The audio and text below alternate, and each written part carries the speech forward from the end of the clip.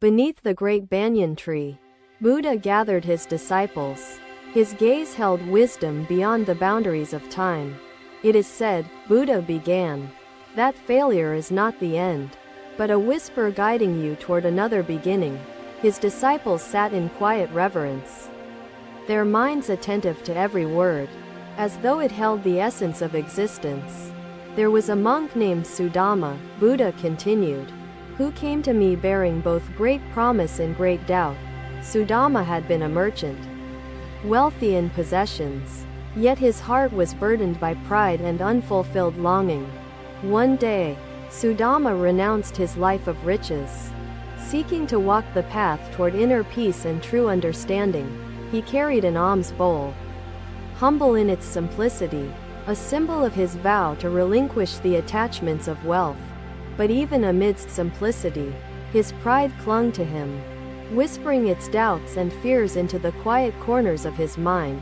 Sudama's alms bowl had become more than a vessel for sustenance. It carried the weight of his identity and worth. One morning, while returning from the village, Sudama stumbled. The bowl slipped from his hands, shattering upon the ground. In that moment, shame and anger flooded Sudama's spirit. He stared at the fragments, his heart heavy with despair. I am unworthy of this path, Sudama lamented. How can I pursue enlightenment when I cannot even protect a simple bowl? Hearing his cries, I approached and knelt beside him. The pieces of the broken bowl lay scattered in the dusty, picked up a fragment and held it before him, letting the sun's rays illuminate its jagged edges. Sudama, I said, this broken bowl is a mirror of your spirit. It reflects your fragility, yet also your potential. Sudama looked at me. Confusion and pain etched across his face. How can brokenness hold potential, Master? He asked. I smiled, placing the fragment gently in his hands. Because brokenness is not the end, but the soil for new beginnings. In this moment, I continued, the bowl's purpose has ended as it was, yet its essence holds infinite possibilities. Sudama's tears flowed freely, his pride stripped away by the truth of impermanence. He knelt before me, seeking guidance. How do I begin again? He asked, his voice trembling with both hope and doubt.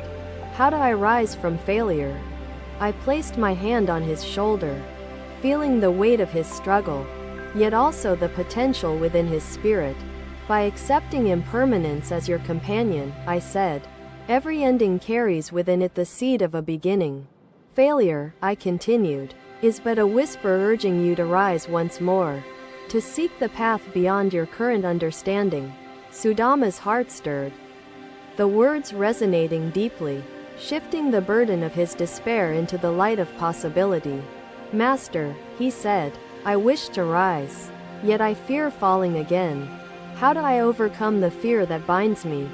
Sudama, I said, fear is the shadow of doubt, but it cannot exist where acceptance and faith light the way. To embrace failure, I added, is to see it not as an obstacle, but as a teacher guiding you forward. The path, I said, is not marked by perfection, but by resilience, by the willingness to stand even when you stumble. Sudama's breath steadied, his gaze lifted toward the sky, where the branches of the banyan tree swayed in harmony. Master, he said, I see now that the broken bowl is not my defeat, but my permission to begin anew. I nodded, knowing the truth had awakened within him, yet knowing also that the journey would challenge him further. Sudama, I said, your path is like the banyan tree, rooted in resilience, yet always reaching toward the infinite. The bowl's fragments, I added, carry no burden of failure, but the freedom of transformation, of finding new purpose. Sudama gathered the fragments and held them close, not as a sign of shame, but as symbols of renewal. As he stood, the sun bathed him in its light, illuminating the essence of his spirit, which sought understanding. The disciples watched in awe, the lesson reverberating in their hearts, reminding them of the impermanence that shaped their lives. Master, Ananda said, his voice filled with wonder. Does failure always bring such profound permission to begin anew? I smiled, meeting Ananda's questioning gaze. Failure, I said, is the wind that scatters seeds, allowing them to find fertile soil. It is not failure itself, I continued, but the willingness to learn, to grow, and to rise that brings transformation.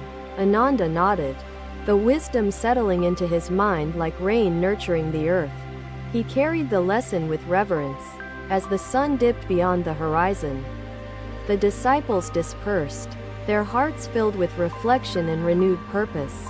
Sudama knelt before the banyan tree, his spirit no longer bound by despair but lifted by the light of possibility, and I sat, observing the ripples of wisdom that extended into their lives. Knowing the seed of renewal had been planted, the wind carried whispers through the leaves, like echoes of the lesson, reminding all who heard of the strength within impermanence. Another day, another journey through the countryside. Buddha and his disciples came across an abandoned field overrun with weeds and neglect. Buddha stopped in his steps, his gaze lingering on the tangled vines and the cracked, barren earth beneath them. Disciples, he said, his voice calm yet commanding. This field calls to us, bearing a lesson buried deep within its soil. The disciples looked around, puzzled by the seemingly desolate landscape. They awaited the wisdom Buddha would soon reveal to them. Do you see this field? Buddha asked, his hands gesturing to the wild growth that consumed the once cultivated land. Yes, Master, replied Ananda, his devoted attendant. It appears to be forsaken, unfit for anything but weeds and decay. Buddha's eyes softened. This field reflects the human spirit when doubt and despair are allowed to root themselves and spread. The farmer who once toiled here, he continued, abandoned it, believing it was beyond redemption, too broken to bear fruit. But, Buddha said, kneeling to touch the soil, he failed to see the potential hidden beneath the surface of neglect. The disciples gathered closer, their curiosity growing as they sought to understand the connection between the field and their path. The soil, Buddha explained, still holds the capacity for growth. Its potential remains, waiting for care and attention to awaken it. The weeds, he added, are like the thoughts of doubt and fear that suffocate the mind, preventing the seeds of growth. Ananda spoke again, his voice tinged with wonder. Master, how does one clear a field that has been so overtaken? Buddha rose, brushing the dirt from his hands, his movements deliberate, each moment carrying its own quiet significance.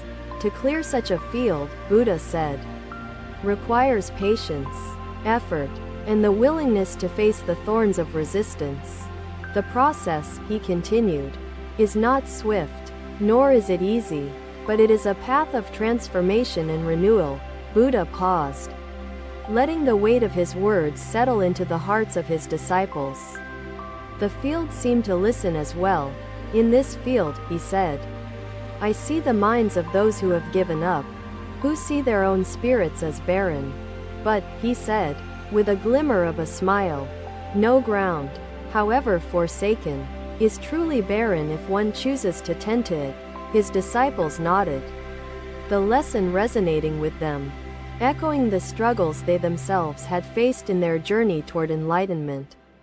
Buddha turned to one disciple, who had been silent, his eyes reflecting the sorrow of a burden he carried alone. Prakasa, Buddha said, addressing the disciple gently, your spirit bears a weight much like this field. Tell me, what troubles you? Prakasa hesitated, his voice trembling as he spoke. Master, I feel as though I am unworthy of this path. My efforts falter. I struggle to let go of my past, Prakasa continued, his words tumbling out like stones from a burdened heart. Buddha placed a hand on Prakasa's shoulder, his touch light yet grounding. Your struggle is not a failure, Prakasa, but a lesson.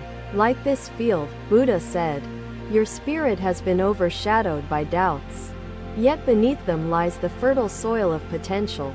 The key, he added, is to begin the work of clearing, to remove the weeds that hold your mind in their grasp.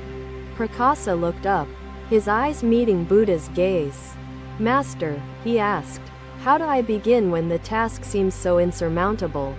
With one weed at a time, Buddha replied, his voice steady as the earth beneath them. Each step forward clears a space. Every effort, Buddha continued, no matter how small, brings you closer to the clarity and peace that await beyond the weeds.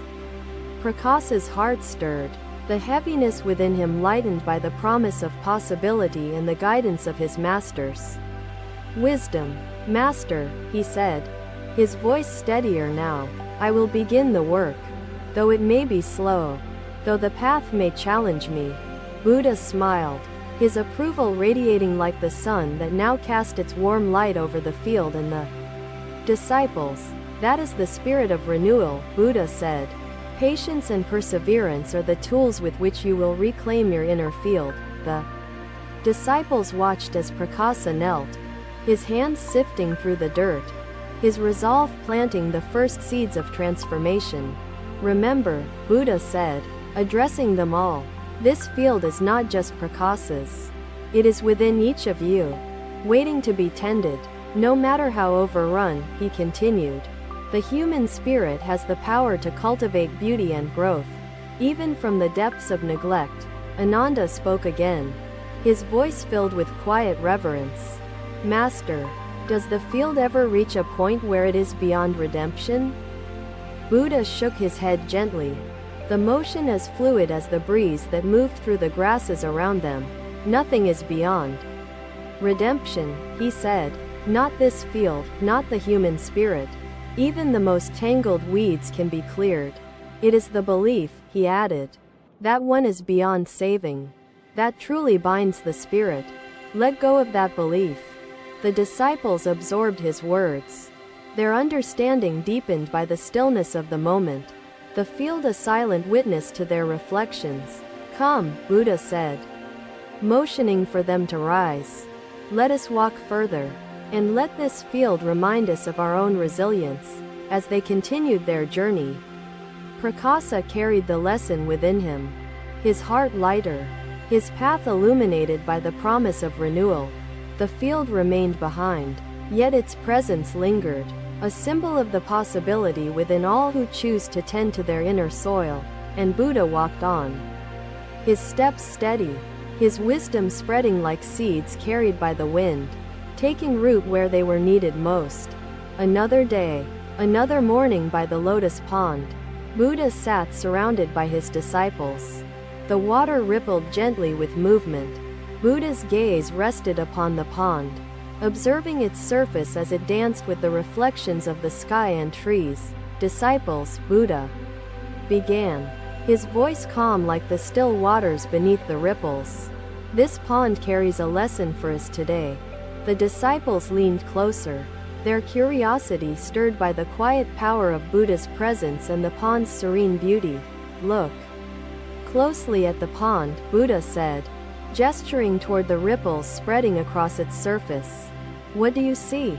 Ananda, ever observant, replied, I see movement, Master.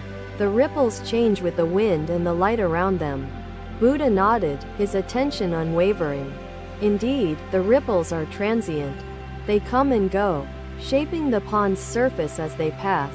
Yet, Buddha continued, beneath the surface lies a stillness that remains constant, untouched by the turbulence above. The disciples observed the pond again, their eyes searching for the depth that Buddha spoke of. Its calm hidden beneath motion. This pond, Buddha said, mirrors the human spirit. Its surface is the mind, ever changing, moved by emotions and external forces. The ripples, he explained, are the challenges we face, disrupting our peace, creating waves of doubt, fear, and struggle. But, Buddha added, beneath the ripples lies a stillness, the core of inner peace and unwavering strength within each of us. One disciple, named Jaya, spoke hesitantly, Master, My mind feels like this pond when the wind is strong.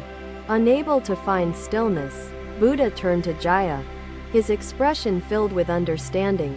Jaya, the wind does not define the pond. It merely touches its surface.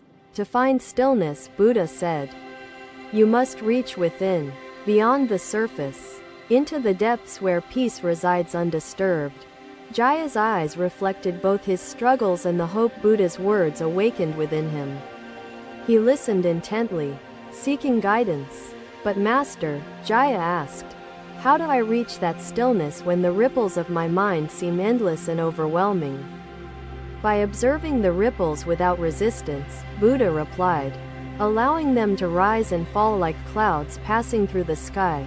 To fight the ripples, he continued, is to create more turbulence.